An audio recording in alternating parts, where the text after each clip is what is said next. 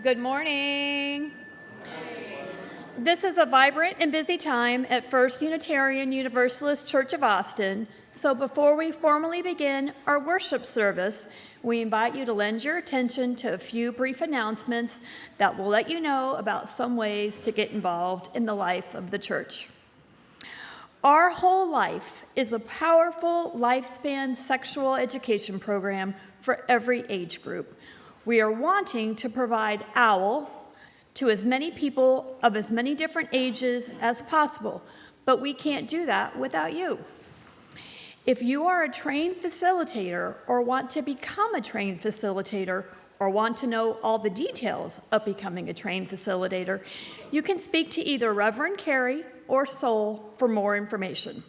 Facilitators are needed. Reverend Carey is looking for facilitators so we can offer adult religious education of all sorts. Please speak with her if you are curious. Each Sunday, one of our caring companions is designated to be available at the front of the sanctuary after service to listen to any immediate pastoral needs and assist you with connecting to additional pastoral support. Today's caring companion is Roseanne Reeser. Roseanne, could you please stand or wave?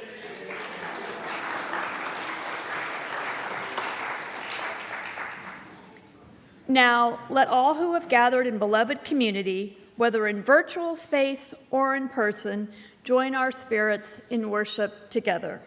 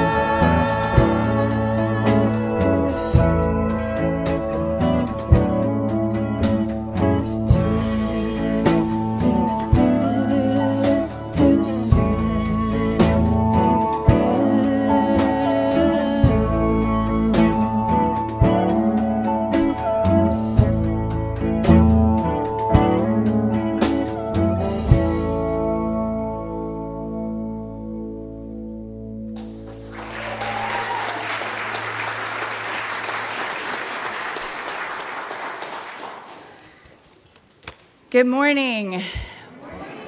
Whether you are joining us online or you're here in person, welcome to First Unitarian Universalist Church of Austin. We're a spiritual community dedicated to the free and responsible search for truth and meaning and beauty. I'm Reverend Carrie Holly Hurt. I'm the assistant minister here. I'm a white woman in my late 40s.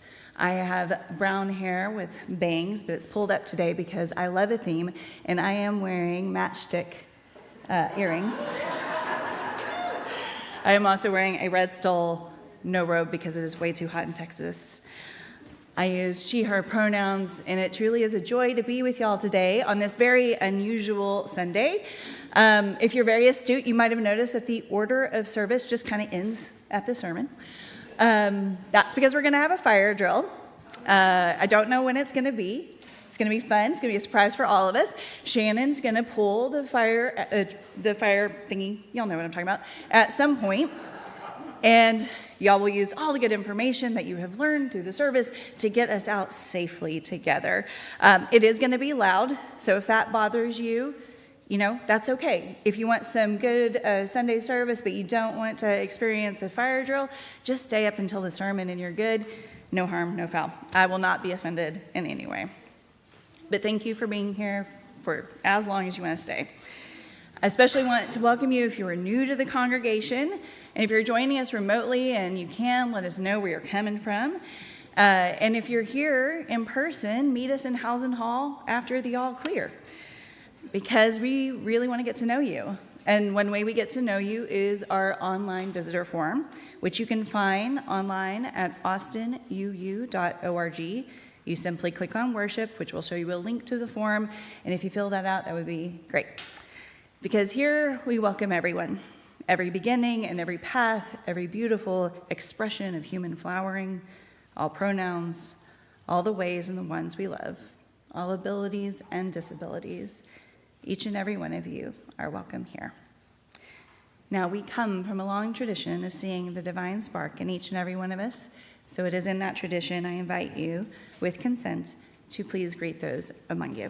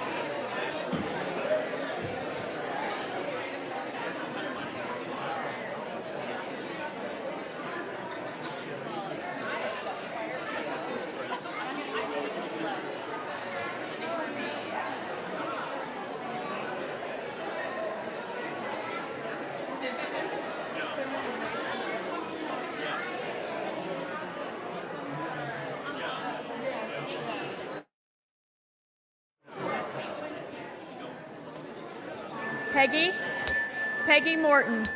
Peggy Morton, will you please return to your seat?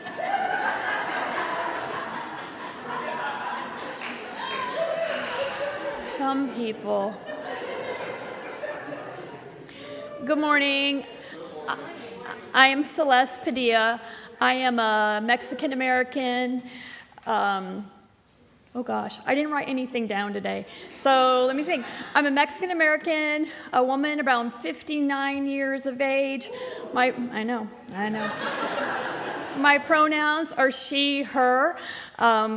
Carrie might be wearing the matches, but I thought I would wear like the whole fire because I'm part of the drill team.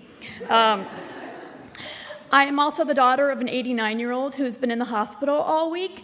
He's doing fine, but if you would just send good juju to me and my husband Andrew and to my dad, that would be appreciated. Thank you.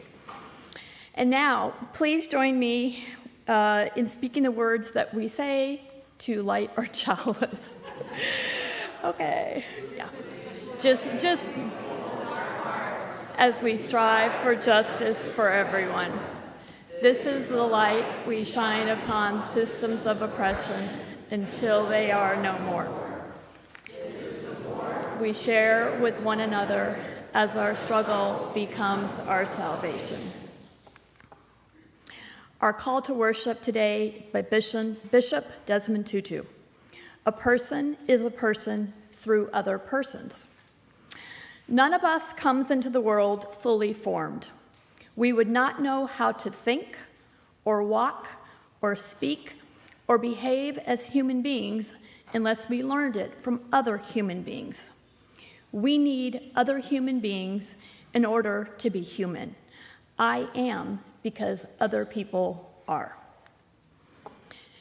Please rise in either body or spirit and let us sing together, "No One is Getting Left Behind" by Joshua Blaine.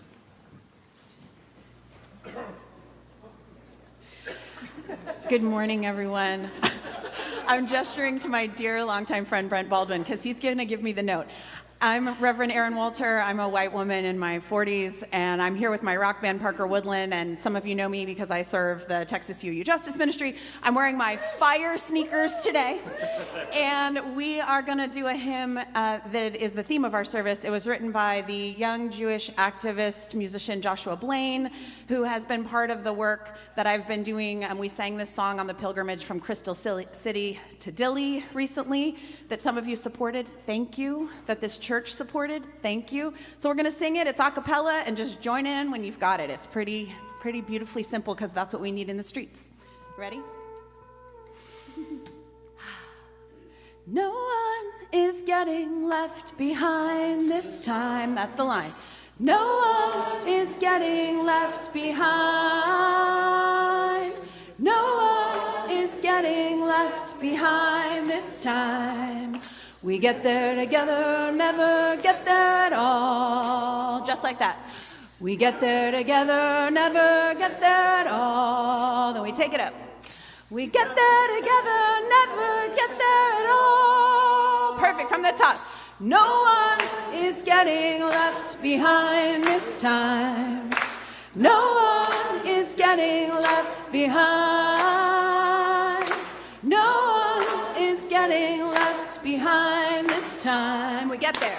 We get there together, never get there at all. We get there together, never get there at all. We get there together, never get there at all. Can we try with stomping? No one is getting left behind this time. No one is getting left behind. No one is getting left behind this time. We get there together, never get there at all. Picture the people we're bringing. We get there together, never get there at all. We're bringing everyone. We get there together, never get there at all. Beautiful job. Beautiful. So one of the things that binds us as a religious community is that even though we all come from different places of belief, we have a common purpose. And for First Unitarian Universalist Church of Austin, that common purpose is our mission. We wrote it together, and then we put it on the wall so that we can say it every single week with the hopes that we can carry that throughout the week. So let's say it together now. Together, we nourish souls, transform lives, and do justice to build the beloved community. Now, we're going to have a little bit of a moment for exactly how we are doing the work of building the beloved community. Wendy and David.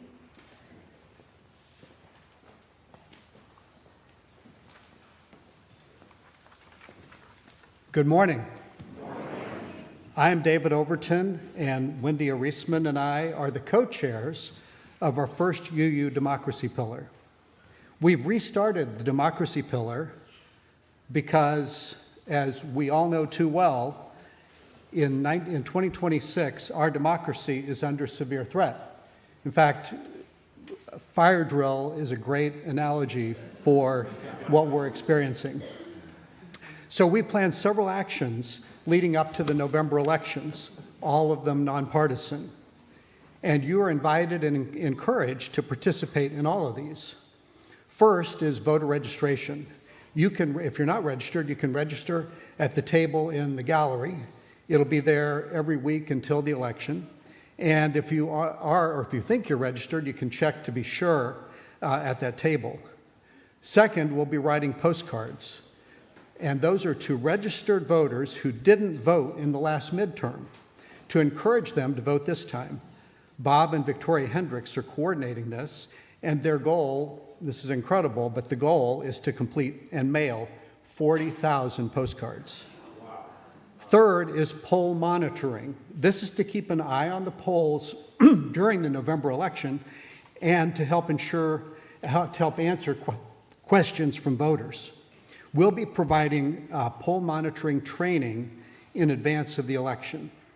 And then fourth is we'll be holding a Congregational Solidarity Summit focused on voting rights. Wendy, can you explain more about what the Solidarity Summit is? David, yes, I can.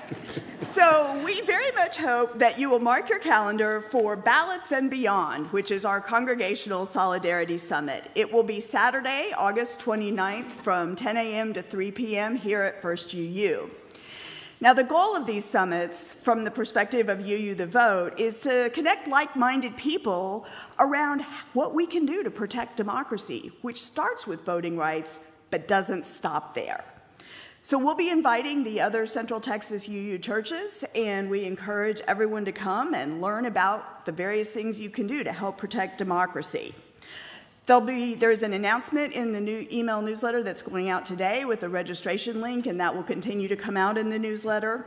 We have flyers, which will be at the voter registration table, which today is in House and Hall and not the gallery, but also at the postcard filling out table. And we also would love it if you look for David or me after the service if you have questions, if you want to learn more about the summit, or if you want to learn more about the democracy pillar and what you can do to help us run all of these activities.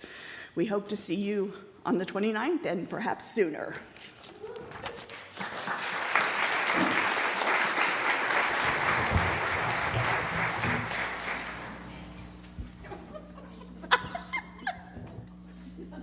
It's punk rock, all right?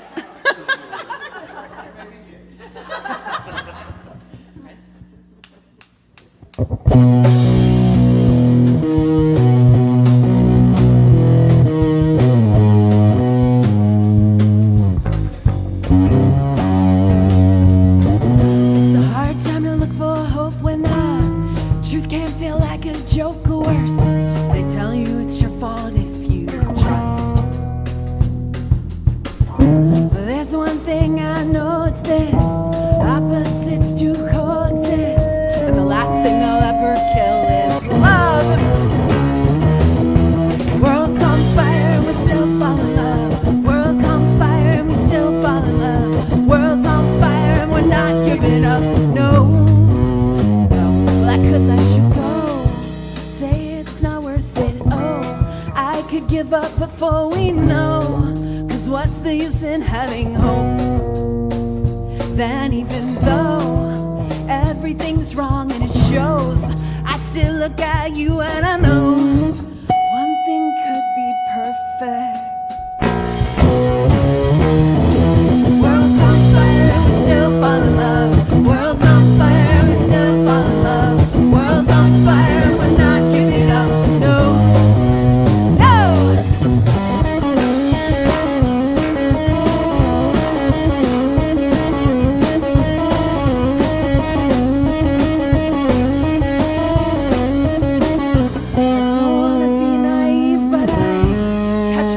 Wanting to believe, and I think I could take a risk this time.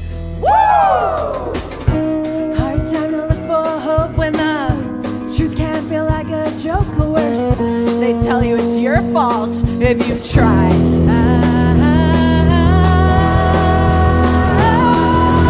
World's on fire and we still fall in love. World's on fire and we still fall in love. World's on fire and we're not giving up. No, no. World's on fire and we still fall in love. World's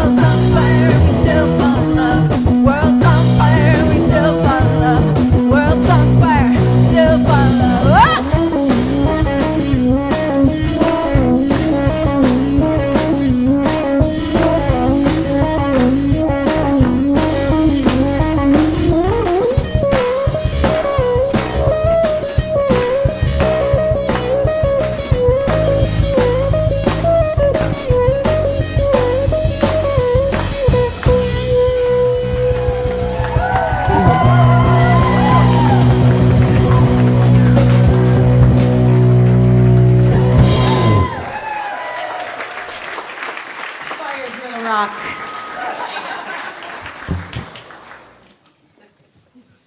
Hello, everyone. My name is Sol. I am a small white human with short blue hair, and I also went for a fiery vibe today. It is time for the story for all ages. I love this one. It's a new one in our library, actually. So if you would like a nice close look at all the pictures, go ahead, come join me on stage. All are welcome. Hello.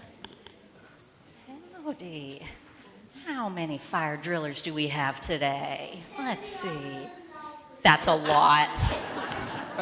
That is impressive.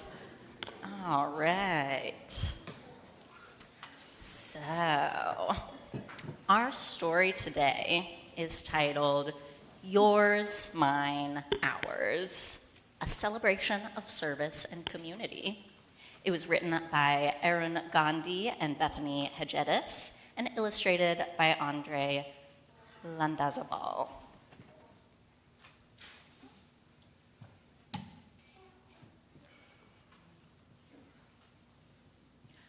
What does it mean to serve? Is it holding the door open? Letting someone else take your turn? Are we serving when we gather as a group to get something done? When we work to right a wrong? Ease pain? Create change? Is there good in serving, or does serving bring the good?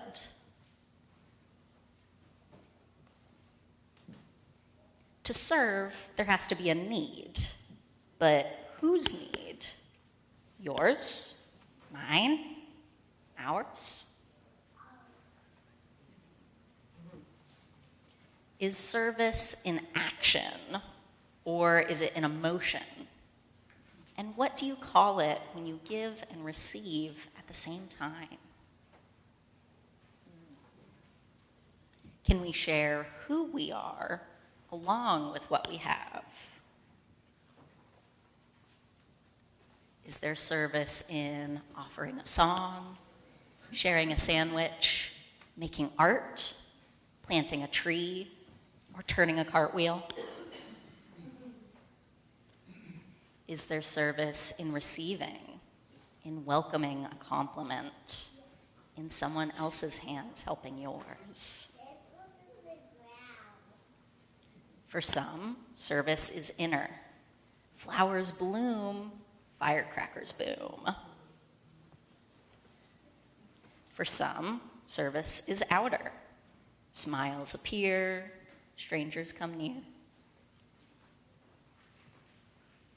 But for all, when we consider what it means to serve others and ourselves, the giving and the receiving, our insides grow, grow, grow.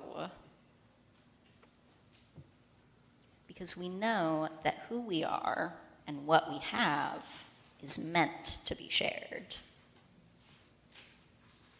Yours, mine, ours. The end. Thank you all so much for listening. Let's head out to the playground.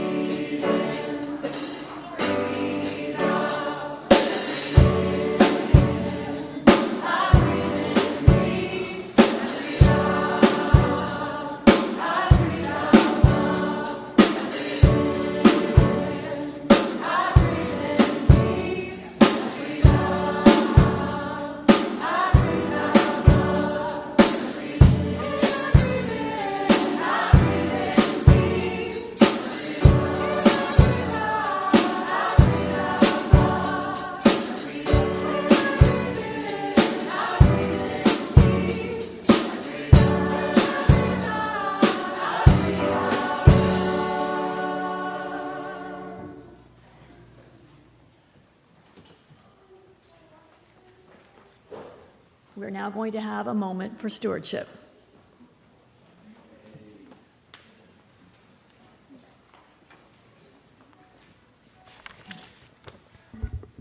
Good morning. I'm Christina, and we are representing the Raymond Cizik family. We've been members of First UU since 2023, and when I think about why our family gives financially to First UU, it really comes down to gratitude and commitment.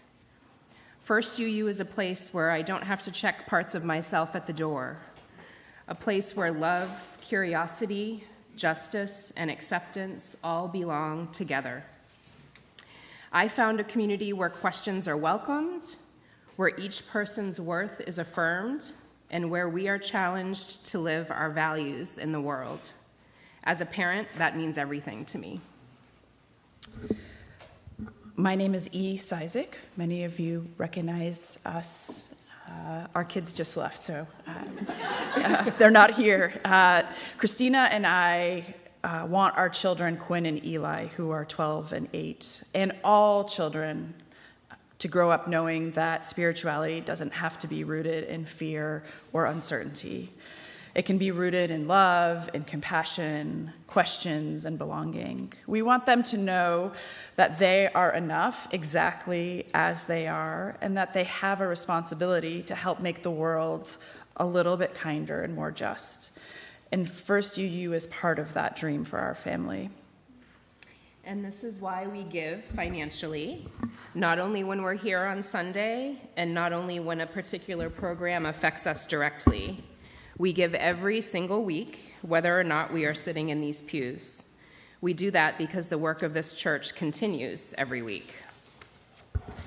And I just got an email that our payment has been rejected, so I'm sorry. We'll work on that. I really did. I believe it. I know why. It's because you got to rack up those points, you guys. Like, let's be honest. Okay. With that being said, right, as the president of the board, it never occurred to me all the costs that go into keeping this church and this community and this space open and flourishing. So the building still needs to be maintained. Staff still need to be paid. Religious education still needs to be planned. Music, worship, pastoral care, justice work, community outreach, all of that stuff continues whether or not our family or your family is present on Sunday, right? Our pledge is not an admissions fee. It's not a payment for services that we've received. It's our share of sustaining a community that we believe in. And I think we give weekly at like $35 a week, just to put an amount, right? Like, what does that even look like, right? For us, that's what that looks like financially. Giving to First UU is a line item in our family budget. We budget for utilities, groceries, subscriptions, and all the other expenses of daily life. We also budget for this church because our budget reflects not only what we consume, but what we value. Our recurring weekly gift is one way we turn our values into action, and it's one way that we practice living love. So together as a group, right, we are building beloved community. That community does not exist on hope alone, right? It takes steady, dependable financial support, and I didn't really sort of understand the depth of that until I became part of the board and understood and looked at financial statements, much of which is really unfamiliar to me, and shared it with my wife, right? And talked about sort of what does it take to sustain this space and this place that has become so central to who we are as a family. We give every week because we're grateful for what First UU has given to our family. We give because we believe in what happens here in this space. And we give because we want this spiritual home to be here for every person still searching for a place to belong. So for us, living love means giving consistently and automating that gift, even when it sometimes faces a technological snafu. And so through that giving, we are collectively building our dreams. And thank you for asking us and our family to share a little bit about why we give to the church. So thanks for being the first to do that. Thank you.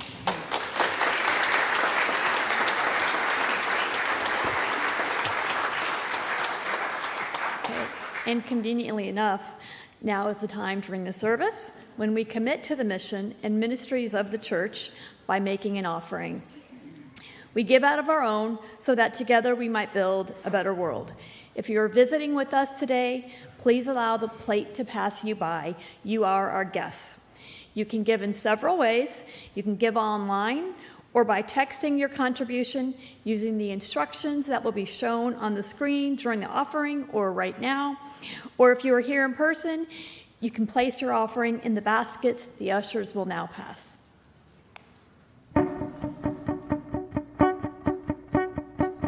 So lonely in a crowd. Sometimes nothing helps. You're always trying, and it gets so tiring.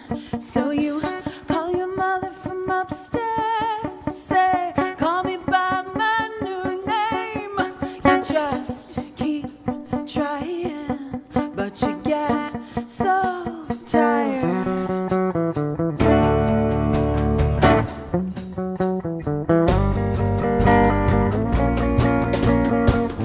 Burning in your own skin. Can't they see what's happening? You're a butterfly becoming, no matter what they say. And your father comes downstairs. You know he'll blame. You just keep fighting, 'cause it hurts to hide.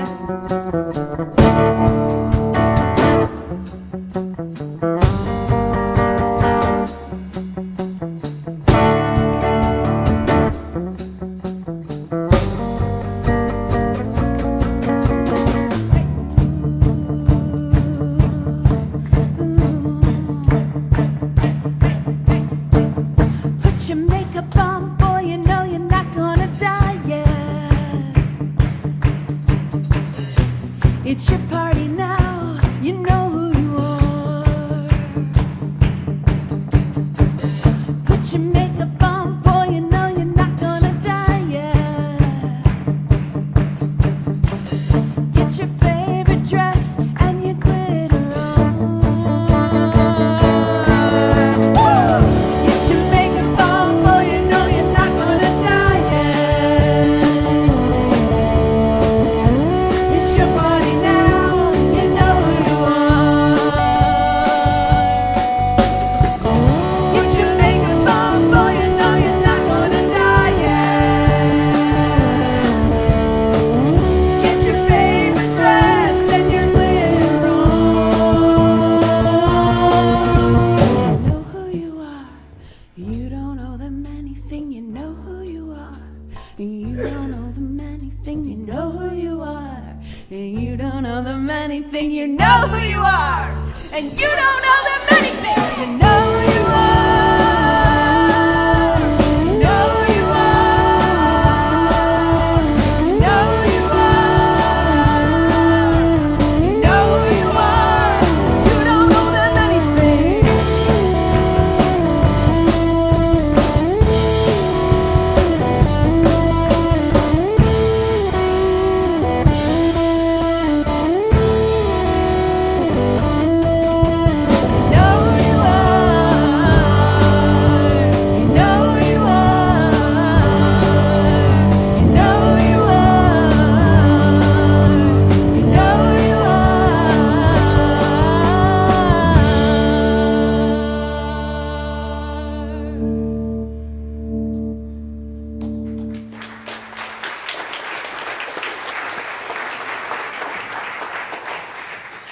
All blessings on your gifts and all blessings on you as givers.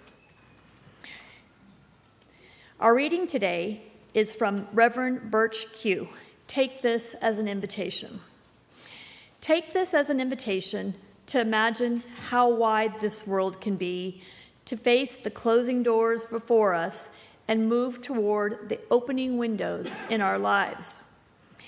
Take this as an invitation to remember a critical truth that none of us have it all figured out, that we help one another grow and change. Take this as an invitation to cross thresholds of challenge, not on our own, not for ourselves alone, but side by side, spirits rising and expanding together. Let us go now to share our gifts and truth with each other and this world.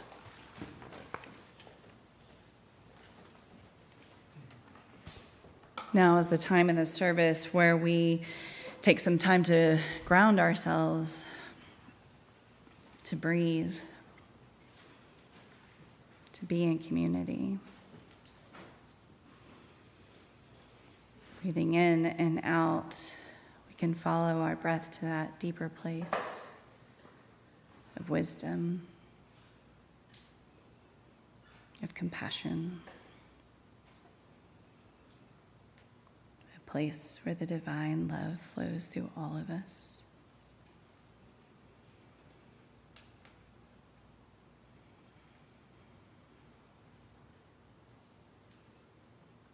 Breathing together as we enter into a time of quiet, we remember that human noises are holy.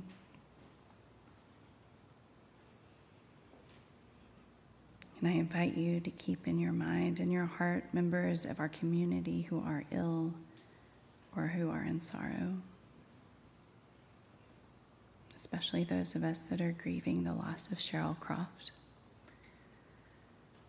Please know we are in contact with her family and working on a memorial service.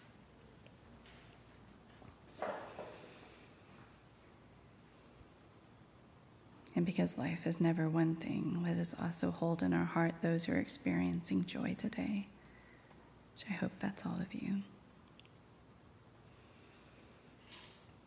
Entering this meditative time as our music plays, please continue to hold that holy quiet even when the music ends.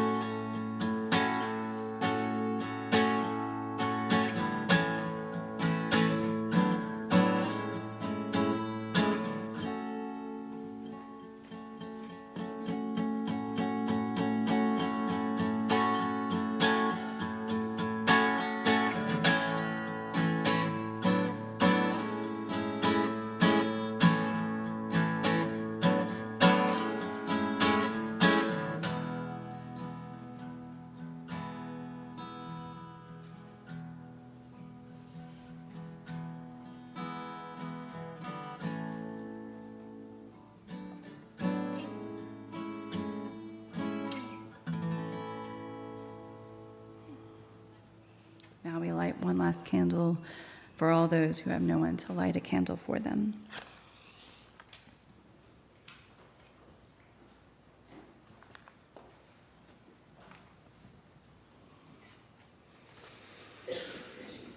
So I titled the sermon, "No One's Getting Left Behind."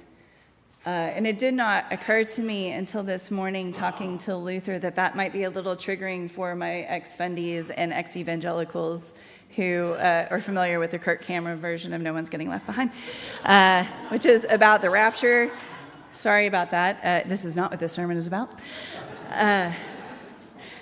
A few weeks ago, because of the amazing support of this community and because of the wonderful connective tissue of the Texas UU Justice Ministry, I was able to go to Newark, New Jersey, to learn from and be in solidarity with Faith in New Jersey, who are working to shut down the Delaney Detention Center. And it was then, during the rituals that they taught us, that we sang that song. And I love it. No one's getting left behind. We will get there together, or we're not going to get there at all. Now that's purely aspirational, as we know, because that's not really how things work, right? Not particularly. There are a lot of people who are getting there kind of all the time. Billionaires, for example. And tons of people who get left behind all the time. Which is kind of how it works when you live in what Bell Hooks calls an imperialist white supremacy heteropatriarchy. If you grew up here or lived the majority of your life here, you probably heard this idea at some point that the most important thing is to look out for you and yours. And yours being defined as a pretty small group of people who usually you're related to. I'd like to think that that is called rugged individualism. Taking care of only ourselves because we've been sold the lie that we are pitted in competition or conflict with those who are not like us. Take care of only yourself because you don't need anyone else to survive. I do not know how many times growing up I heard, just wait till you grow up and have a family, you'll be conservative. Joke's on them, I am way more insufferable now. The story of competition for resources is a lie. Bootstrap individualism is a lie, but it's a strong lie. And that strong lie has led to drastic inequalities and all manner of violence. It's powerful and it's harmful. But I truly believe that the tide is shifting, that the story of rugged individualism is being revealed to be the lie that it always was. That more and more people are realizing that they have been pitted in competition and conflict as a means of control. That people are awakening to the idea that we need each other. That mutual aid is how we thrive. That solidarity work is the work of salvation. A deep knowing that we are going to get there together or we're not going to get there at all. And so we practice what that looks like. We practice community care. We practice solidarity in our community so we can branch out. And today we're going to do that practice by doing something that we've probably all done 100 times when we were children, which is a fire drill. Okay? So that is going to be moving together as a unit so that we all can get outside safely. But fire drills are not the only way we protect each other in our community. We have a lot of people who are constantly working to make sure that we are safe and taken care of. But they need our help. So for example, if someone has a medical emergency, we have 2 AEDs in this building, automated external defibrillators. If someone passes out and they are not breathing, so we're gonna all stop what we're doing, right? And we are going to tend to them. We're gonna go out here to the south, or the south entrance. In the cabinet, there's an AED. Or we're gonna go down to the hall by the gallery where the water fountain is, and there is an AED. We're gonna grab that and we're going to do the work of taking care of one another. Because that's what we do. We put our energy and attention on our neighbors that need it. One both of those AEDs also have first aid kits and stop the bleed kits. Now, we have several people who are trained in CPR and first aid and stop the bleed, but no one can do that alone. You might be called on to call 911 or to go stand outside till the EMTs get here or to comfort a loved one. We pay attention. We provide help. That's what we're doing here. And all of it is practice. We also have many fire extinguishers in the building, which is super great when you have a minister who almost caught herself on fire a couple months ago. And also a beautiful, beautiful candle wall, but when not done correctly, has caught some people on fire. And unfortunately, if the sticks are not put out all the way, they can actually catch fire in the glass jar, which, guess what glass does when it gets real, real hot? So first, we all practice fire safety, and when that fails, we have so many fire extinguishers. We have one right back there by the exit. We have one in House and Hall. We have one that I was told is called the Mega in the kitchen, and then one in each of the halls, okay? Which are great for little contained fires. But y'all, when things get bigger, we're gonna have to work together to get out of harm's way, right? Now, Shannon has created this beautiful slide. She has outdone herself, so let's give her a round of applause.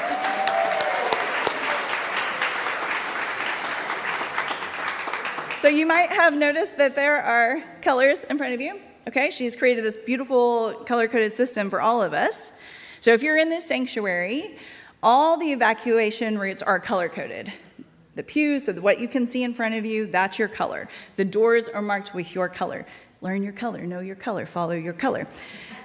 For instance, I'm in the red section. My red friends, make some noise. Who are my red friends? All right, awesome, okay. Section captains are going to make sure that we all exit. So we're gonna look to them and we're going to follow them using our color. It's all so beautifully organized. It's so great. Now, if this wasn't a test, if it was, say, an authoritarian crisis or something, we would want to look to our leaders, and those are the people that are most impacted because they know what to do the best, right? So we're gonna look to our section captains always, and we are gonna follow their lead. Amen? Amen. Now for this test, this practice, we are going to follow our section captains. Would y'all stand up for me?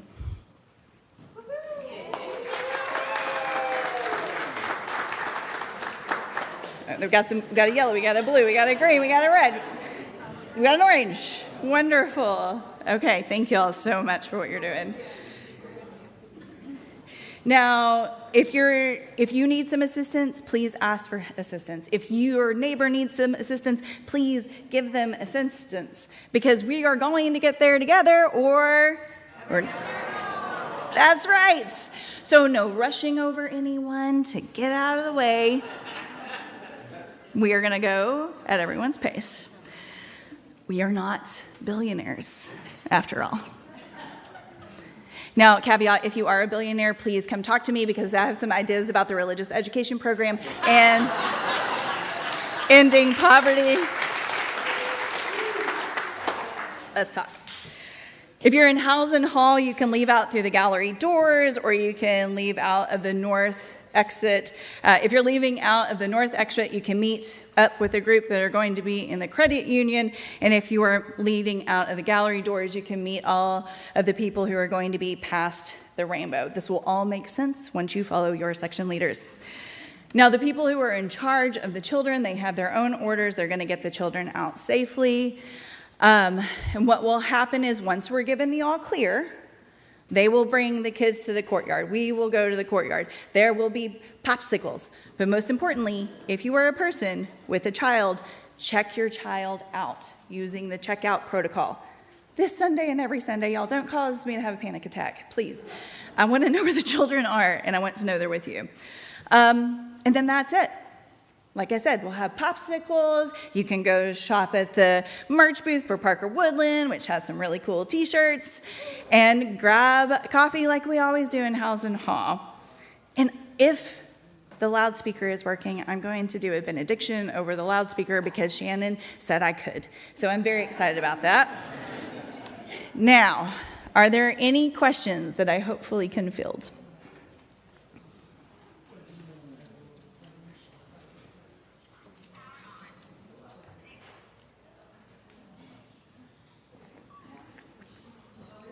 Oh, which one? Wonderful.